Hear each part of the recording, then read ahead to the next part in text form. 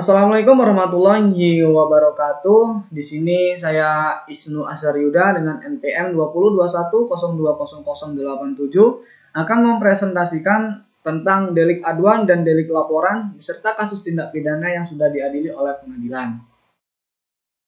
Presentasi ini guna memenuhi tugas mata kuliah hukum pidana yang diampu oleh Bapak Rahmat Ubaidillah Akhror, SH, MH.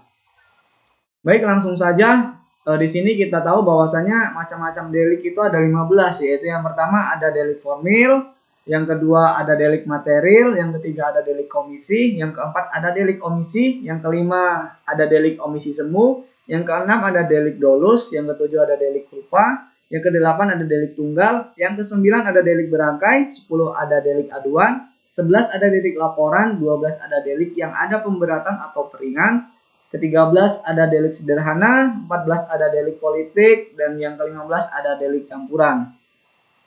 Sesuai dengan judul yang akan kita bahas, yaitu mengenai delik aduan dan delik laporan. Yang pertama ada delik aduan, adalah delik yang penuntutannya hanya dilakukan apabila ada pengaduan dari pihak yang terkena. Contohnya pada kasus pencemaran nama baik yang diatur dalam pasal 310. Jadi delik ini merupakan suatu delik yang memang hanya boleh dilakukan oleh korban yang mana merasa dirinya tersakiti. Yang kedua yaitu mengenai delik laporan atau delik biasa adalah tindak pidana yang dapat dituntut tanpa diperlukan adanya suatu pengaduan. Contohnya seperti pencurian yang diatur dalam pasal 362, penipuan yang diatur dalam pasal 378, dan penggelapan uang pada pasal 372.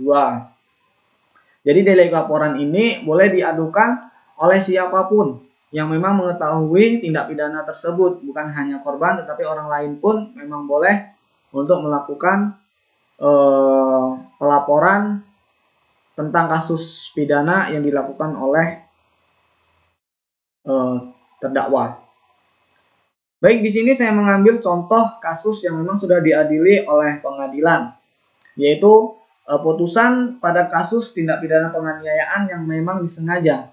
Kita tahu bahwasanya seperti pada pasal 351 ayat 1 tentang penganiayaan yang berbunyi penganiayaan diancam dengan pidana penjara paling lama 2 tahun, 8 bulan atau denda paling banyak Rp300. Nah, di sini seperti yang sudah diadili oleh pengadilan bahwasanya ada seseorang yang bernama Hardiansyah Haruna Rashid yang lahir di Ujung Pandang, umur 24 tahun, jenis kelaminnya laki-laki, berkebangsaan asli Indonesia, agamanya Islam, dan pekerjaannya tidak ada.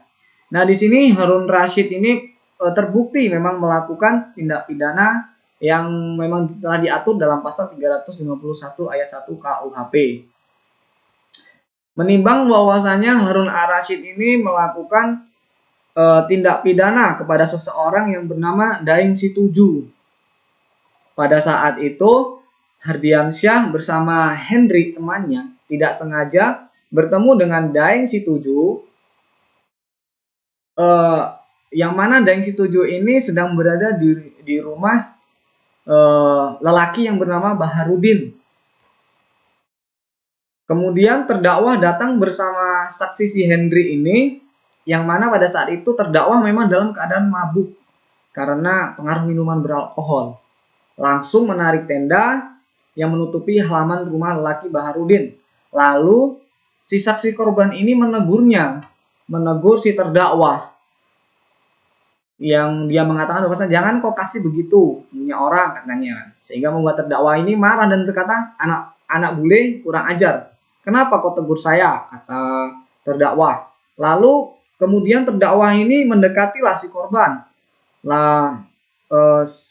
Langsung meninjunya, memukulnya itu 3 kali menggunakan tangan kanan yang mengakibatkan luka pada pelipis mata sebelah kiri dan pelipis mata sebelah kanan.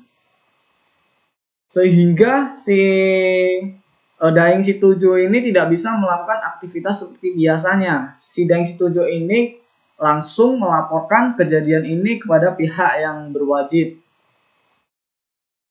Nah, menimbang adanya pasal 351 ini, terdakwa ini memang telah memenuhi syarat seperti yang sudah terbukti sah meyakini bahwasanya memang dia benar-benar melakukan tindak pidana tersebut. Sesuai dengan analisis yang sudah saya analisis tentang kasus ini, bahwasanya kasus tindak pidana ini masuk ke dalam delik aduan karena sifatnya mengadukan kepada pihak yang berwajib. Jadi delik aduan ini memang digunakan untuk mengadukan apabila korban merasa memang tersakiti oleh seseorang. Dan korban pun langsung melaporkannya ke pihak yang berwajib. Maka dari itu sebagaimana yang sudah disahkan oleh pengadilan menyatakan bahwa Hardiansyah ini telah terbukti secara sah dan memang dia itu benar-benar mampu untuk menjalani hukuman yang sudah tertera dalam pasal 351 ayat 1 ini tentang penganiayaan dan menjatuhkan pidana terhadap terdakwa dengan pidana penjara selama 8 bulan. Menetapkan agar terdakwa tetap berada dalam tahanan, menetapkan masa penangkapan dan penahanan yang telah dijalani oleh terdakwa dikurungkan seluruhnya dari pidana yang dijatuhkan. Dan yang terakhir yaitu menetapkan agar terdakwa dibebani untuk membayar biaya perkara sebesar Rp2.000.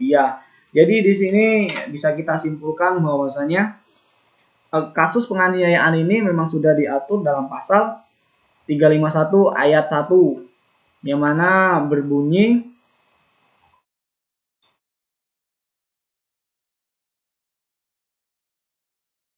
penganiayaan diancam dengan pidana penjara paling lama 2 tahun 8 bulan atau denda paling banyak Rp300.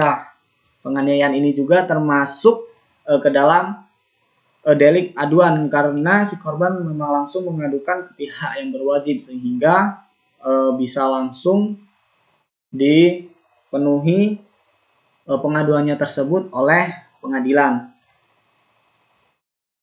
Baik, mungkin cukup sekian yang dapat saya sampaikan. Apabila ada salah kata ataupun kata-kata yang kurang berkenan di hati, saya mohon maaf yang sebesar-besarnya.